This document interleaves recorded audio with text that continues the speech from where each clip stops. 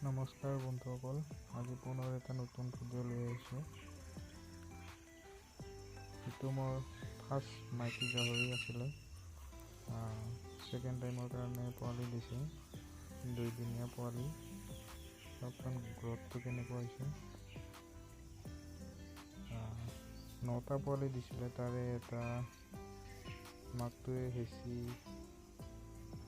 মাৰিলে ৰাতি। ইয়াৰ প্ৰথম ডেলিভাৰী দিয়া পোৱালিকেইটা গোটেইকেইটা মৰি পেলাই জন্ম হোৱা আছিলে। ভিতৰত দুখ পোৱাৰ কাৰণে হয়তো তেনেকুৱা হৈছিলে নেকি।